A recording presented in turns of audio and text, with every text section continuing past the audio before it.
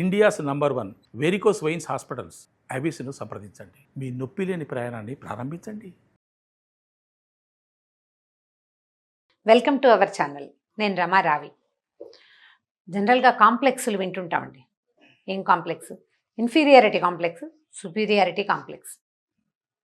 అవతల వాళ్ళు మన మీద రోప్ జమాయిస్తుంటే వాళ్ళకి సుపీరియారిటీ కాంప్లెక్స్ అని, మనం ఏదైనా ఆఫర్ చేసినా ఏదైనా చేసినా సిగ్గుతో ఒదిగిపోయి పర్వాలేదండి నాకు రాదండి అయ్యో నేను చిన్నతనంగా ఫీల్ అయ్యే వాళ్ళకి ఇన్ఫీరియారిటీ కాంప్లెక్స్ అని క్యాజువల్గా వాడేస్తామండి. మనకి ఏ కాంప్లెక్స్ ఉందో, కొన్ని విషయాల్లో సుపీరియారిటీ కాంప్లెక్స్, కొన్నిట్లలో ఇన్ఫీరియారిటీ కాంప్లెక్స్, కొన్ని చోట్ల కాంబినేషన్ కాంప్లెక్సెస్ జరుగుతూ ఉంటాయి, అందరికీ ఉంటుంది. అయితే ఈ సుపీరియారిటీ కాంప్లెక్స్ని పక్కకు పెడతామండి. ఇన్ఫీరియారిటీ కాంప్లెక్స్ గురించి మాట్లాడదాం. ఇన్ఫీరియారిటీ కాంప్లెక్స్ అంటే ఆత్మ న్యూనతాభావం. నేను తక్కువ, నాకేం చేత కాదు, నాకేం తెలీదు, నేను దద్దమని చవటని, ఇలాంటి భావాలు. సరిగ్గా చేయగలను లేదు, అసలే నాకు సరిగా రాదు, నేను చిన్నప్పటి నుంచి నేర్చుకోలేదు, చిన్నప్పుడు సరిగ్గా ఎవరు నన్ను గైడ్ చేయలేదు, నాకే సరైన గైడెన్స్ దొరికితే నేను ఎలాగ ఉండదని గైడెన్స్ దొరకలేదన్న దిగులు, నలుగురిలో చిన్నబుచ్చటం వల్ల ఎవరైనా దానివల్ల సింకింగ్ ఫీలింగ్ వస్తే మనకు ఒక కుంగుబాటు వచ్చేస్తుంది. దాంతో మనం ఈ ఇన్ఫీరియారిటీ కాంప్లెక్స్కి గురైపోతాం. చాలామంది ఏం చేస్తారంటే ఇన్ఫీరియారిటీ కాంప్లెక్స్ సహజంగా వాళ్ళలో ఉంటుంది. పాపం ఏం చేస్తాం, ఏదో పరిస్థితులు అలా ఉంటాయి కదా. అయితే ఈ ఇన్ఫీరియారిటీ కాంప్లెక్స్ గురయ్యి ఏదైనా 2-3 వ్యవహారాల్లో కొంచెం ఇదిగా ఉన్నారనుకోండి, అప్పుడు ఆ సుపీరియారిటీ కాంప్లెక్స్ని తెచ్చుకోవాలని భావిస్తారు. దీన్ని దాచటానికి దాన్ని చూపిస్తూ ఉంటారు. నువ్వు ఇన్ఫీరియర్గా ఉన్న విషయంలో నువ్వు ఎప్పుడూ ఇన్ఫీరియర్గానే ఉంటావు. మనం చేయాల్సింది ఏంటి? సుపీరియర్గా ఉన్నట్టు ప్రదర్శించడం కాదు, మనలో ఉన్న ఇన్ఫీరియర్ థింగ్ని పోగొట్టుకోవాలి, ఆత్మ న్యూనతా భావాన్ని పోగొట్టుకోవాలి. అయితే ఇప్పుడు మన పెద్దవాళ్ళ సంగతి అయితే ఇట్లా అండి. పిల్లల్లో ఆత్మ న్యూనత కూడా కనపడుతుంది. పిల్లలు సిగ్గుపడతారు, మొహమాట పడతారు. సహజంగా ఎవరైనా కొత్త వాళ్ళు రాగానే గబుక్కుని వాళ్ళ దగ్గరికి వెళ్ళరు, ఎత్తుకోవడానికి చేతులు తప్పితే వెళ్ళరు, పిలిస్తే వెళ్ళరు, పేరు చెప్పమన్నా కూడా మొహమాట పడతారు, తల్లి కొంగుపుచ్చుకుంది వెనక్కి వెళ్ళిపోతూ ఉంటారు, మాట్లాడకుండా ఉంటారు. ఇది పిల్లల్లో సహజంగా ఉండే సిగ్గు. కొత్త కొంచెం 10-12 ఏళ్ళు వచ్చిన పిల్లలు, వీళ్ళకి ఏంటంటే నేను చేయలేనని, నాకు చేత కాదని క్లాసుల్లో వెనకబడిపోతూ ఉంటారు. ఇది ఎందుకు వస్తుంది? రకరకాల కారణాలు ఉన్నాయండి పిల్లల్లో ఆత్మన్యూనత రావటానికి. మనకి 2-3 పిల్లలుంటే మనం ఓ పిల్ల దానికి వచ్చు నీకు రాదు అని మనం క్యాజువల్గా అంటాం. ఇది పిల్లల్ని చెడగొట్టాలన్న ఉద్దేశం మనకేం ఉండదు. 2 పిల్లలుంటే పెద్దమ్మాయికి అన్నీ వచ్చు, చిన్నమ్మాయికి ఏం రాదు. పెద్దబాబు బాగా చేయగలుగుతాడు, చిన్నవాడికి రాదు. వీడికి రాదు కాబట్టి వీడికి ఏ పనులు చెప్పకుండా అన్ని పనులు పెద్దవాళ్ళకే చెప్పడం, ప్రతి బరువు పెద్దవాడి మీదకే వేస్తాం. చిన్నవాడికి రికామీగా తిరిగి, కొంతమంది ఏమో సాధారణంగా ఉండే పిల్లలు వాడు రికామీగా ఉండి ఏ బాధ్యత తీసుకోకపోవటం అనే సమస్య వస్తుంది కొంతమందిలో. ఇంకొంతమందిలో నేను ఎందుకు పనికిరాను, ఎప్పుడు వీళ్ళు వాడినే చేస్తారు, నాకు ఏదీ రాదు అనే భావానికి ఆత్మ న్యూనతకి లోనవుతాడు ఇంకొకడు. ఇప్పుడు మనం 2 ఉన్నప్పుడు పిల్లలనే కాదు, 2 వ్యక్తులు ఉన్నప్పుడు కూడా ఇది జరుగుతుంది. పిల్లల్లో వచ్చే సమస్య ఏంటంటే వీళ్ళు నేర్చుకోలేకపోతారు, ఏది తమంతట తను డెవలప్ చేసుకోలేకపోతారు. నువ్వు ఒక్కడివే వెళ్ళదు, అన్నయ్య వస్తాడు నీకు తోడని చెప్పటం. నువ్వు ఒక్కడివైతే సరిగ్గా చేయలేడు, మొదటిసారి చేయలేడు, రెండోసారి చేయలేడు, 4-5 సార్లు చేస్తే వాడికే వస్తుంది. కొన్నిటికి వదిలిపెట్టేయాలి. ఈ వదిలిపెట్టలేకపోతాం, మనకు తెలీదు. మనం ఏమనుకుంటాం అంటే వీడికి రాదు కదా, వీడికి రాదు, వాడు మెతక, పిల్లాడు అమాయకుడు, వాడికి చేత కాదు. పెద్దాడైతే కొంచెం ధైర్యంగా వాడు గట్టిగా అన్నీ చేసేయగలడు, పరిస్థితిని హ్యాండిల్ చేయగలడని చిన్నపిల్లాడికి పెద్దవాడిని తోడు చేస్తూ ఉంటాం. లేదా చిన్నపిల్లకి పెద్ద పిల్లల్ని, ఆడపిల్లల్ని తోడు చేస్తాం. ఇంకో చోట ఇంకో రకంగా ఉంటుంది. పెద్ద పిల్లలే మెతగ్గా ఉంటారు, మృదు భాషలుగా ఉంటారు, ఎక్కువగా మాట్లాడరు, మెతగ్గా ఉంటారు. చిన్నపిల్ల చిచ్చరు పిడుగు. ఈ పిడుగుని ఈ మెతక దాని పక్కన కూర్చోబెడితే చిన్నపిల్ల అన్నీ సమర్థించుకొచ్చేస్తుంది. అక్కని బయటికి తీసుకొచ్చేస్తుంది. ఏదైనా ప్రాబ్లం వస్తే చెల్లెలకి ఫోన్ చేస్తుంది అక్క. మా పెద్దమ్మాయి తనంతా తను ఏం చేయదండి, అన్నీ వాళ్ళ చెల్లెల సలహా తీసుకుంటుంది. దాని బట్టల సెలెక్షన్ కూడా చెల్లెలే చేస్తుంది. ఇవి మనం మొదట్లో అలవాటు చేస్తామండి. చిన్నప్పుడు మనకు కూడా ఇలాంటి అలవాట్లే ఉంటాయి. నేను కూడా మా అక్కయ్యల మీద డిపెండెంట్గానే ఉండేదాన్ని. ఎవరో ఒకళ్ళు చూస్తారు మమ్మల్ని, ఎవరో ఒకళ్ళు ఉండాలి పైన.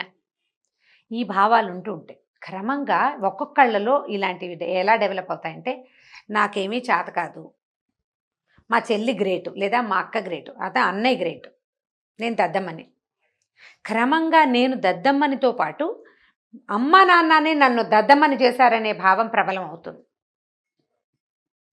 వాళ్ళ వల్లే నాకు ఈ ఆత్మన్యూనత వచ్చిందనిపిస్తుంది. ఇవి భలే కష్టసాధ్యమైన సంగతులండి. మళ్ళా ఇందులో నుంచి ఇంకొక వ్యవహారం ఉంది. పెద్ద పిల్లలు పెళ్ళిళ్ళు చేసినప్పుడు అమ్మా నాన్న బలంగా ఆరోగ్యంగా శుభ్రంగా ఉంటారు. మొదటి సంతానం అంటే కొంచెం ఎర్లీ ఏజ్లో పుట్టేస్తారు కదా. చివరి వాళ్ళ దగ్గరకు వచ్చేసరికల్లా ఏమీ సాగవు. దాంతో వాళ్ళని బాగా చూశారు, నన్ను బాగా చూడలేదు అనిపిస్తుంది. పెద్ద పిల్లలకి బర్త్డేలు చేసి చిన్న పిల్లలకి చేయలేకపోతారు.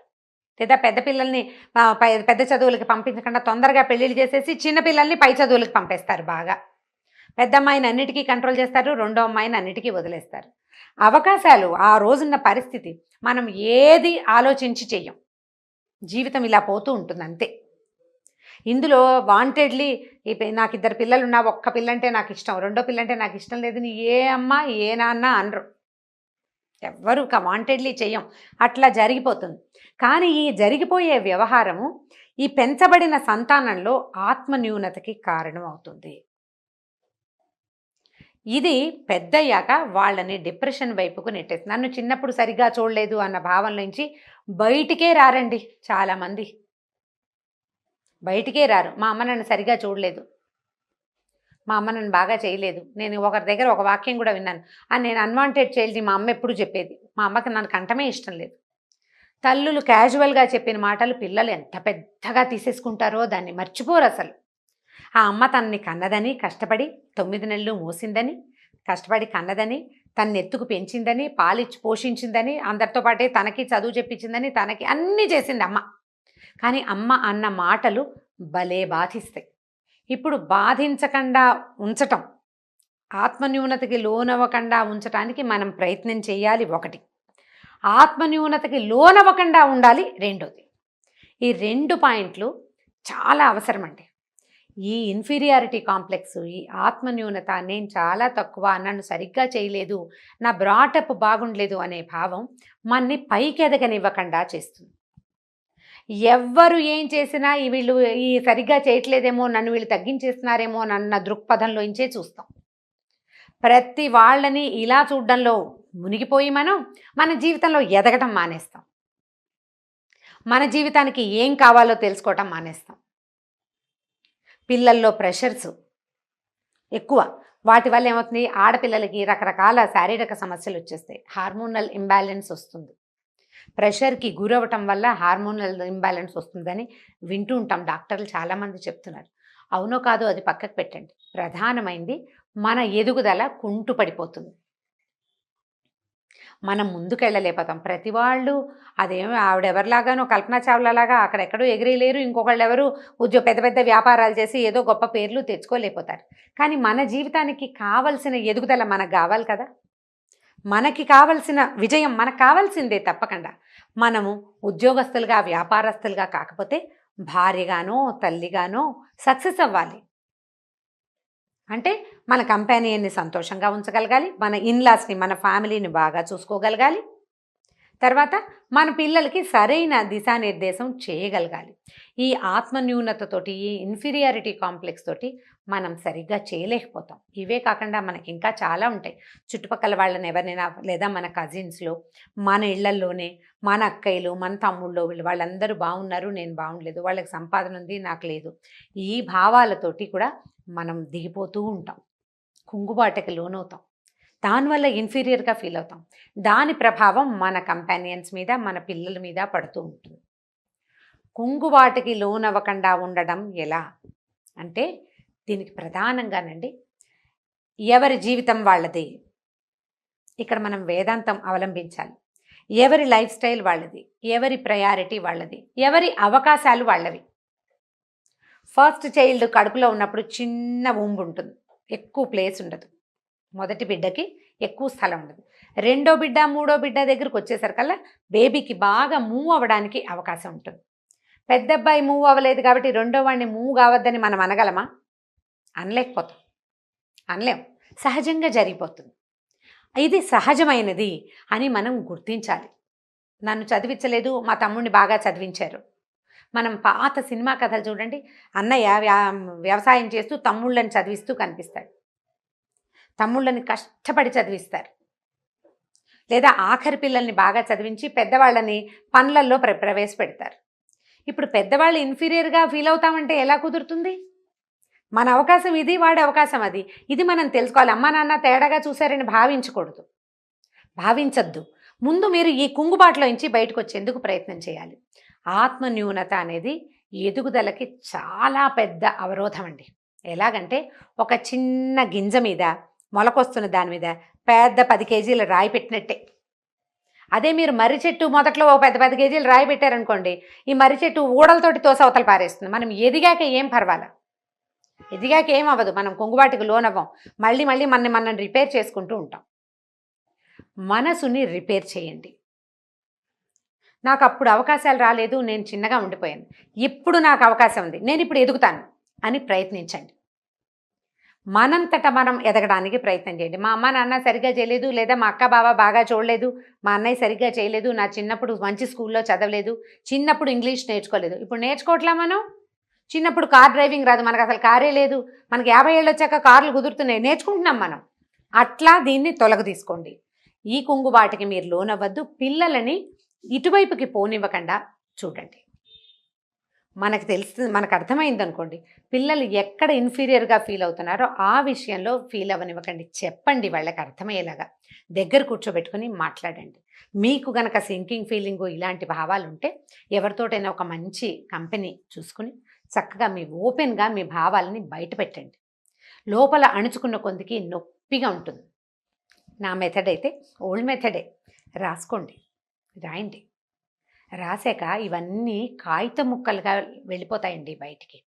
బరుగులు తొలగిపోతే మనం ఈజీగా జీవితంలో మార్పును సాధించగలుగుతాం, జీవితంలో బెటర్మెంట్ని సాధించగలుగుతాం, మంచి హ్యూమన్ బీయింగ్గా ఉండగలుగుతాం. ఇన్ఫీరియారిటీ కాంప్లెక్స్తో బాధపడేవాళ్ళు పోట్లాటకోరులుగాను, ఏదైనా మానసికపు అనారోగ్యం వైపుకి వెళ్ళిపోతూ ఉంటారు, గయ్యాళులుగా ఉంటారు. గయ్యాళులందరూ సుపీరియారిటీ కాంప్లెక్స్ ఉన్నవాళ్ళు కాదండి. గయ్యాళతనం ఉన్న వాళ్ళలో 50% ఇన్ఫీరియర్గా ఫీల్ అయ్యేవాళ్ళే. గమనించండి, మీ చుట్టుపక్కల కూడా కనిపిస్తారు. ఒకవేళ మనకే గయ్యాళతనం ఉంటే మన ప్రాబ్లం ఏమిటి, అసలు నేను ఎందుకు ఇలా ప్రవర్తిస్తున్నాను అనేది బేరీజ్ వేసుకోవడానికి ట్రై చేయండి. ఇన్ఫీరియారిటీ కాంప్లెక్స్ని జయించండి. మీరు విజేతలు కావడానికి మార్గాన్ని సుగమం చేసుకోండి. ఈ వీడియో కనుక మీకు నచ్చినట్లయితే లైక్ చేయండి, షేర్ చేయండి. మరిన్ని వీడియోస్ కోసం మా ఛానల్ని సబ్స్క్రైబ్ చేసుకోండి.